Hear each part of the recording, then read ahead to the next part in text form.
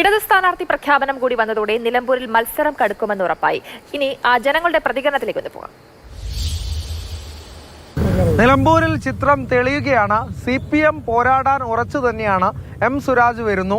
അപ്പോൾ ജനങ്ങളുടെ മനസ്സിൽ എന്താണ്? നിലമ്പൂര് തന്നെ പറയും.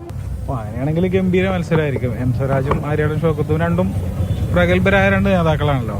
അപ്പോൾ മത്സരം ഒന്നും കൂടെ ഗംഭീരമാവാനാണ് സാധ്യത. പ്രവചിക്കാൻ പറ്റാത്തൊരു മത്സരമായിരിക്കും നടക്കാൻ സാധ്യത എന്നാണ് ഞാൻ വിശ്വസിക്കുന്നത്. M സ്വരാജ് എന്ന് പറയുന്ന ഷൗക്കത്തിന് ഒരു എതിരാളിയല്ല. അത് തീർച്ചയായും നിലമ്പൂരിലെ ജനങ്ങൾക്കറിയാം അവിടെ ആര് ജയിപ്പിക്കണം.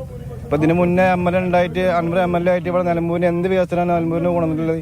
നിലമ്പൂർ മത്സരം പറഞ്ഞാല് ആര്യടൻ ബാബുട്ടി ആര്യടൻ സൗഖ്യത്ത് തന്നെ ജയിക്കുള്ളൂ. സ്വരാജ് മത്സരം ടൈറ്റ് ആവും, എന്നാലും സൗഖ്യം തന്നെ ജയിക്കുള്ളൂ.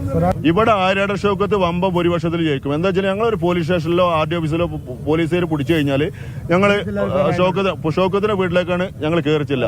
24 മണിക്കൂർ ആ വീട് തുറന്നിട്ടുകൊണ്ടാണ്. ആര്യാടൻ നിന്നിട്ട് തോറ്റുപോയതാണ്. സ്വരാജ് വന്ന എല്ലാവർക്കും ആവേശമാണ്.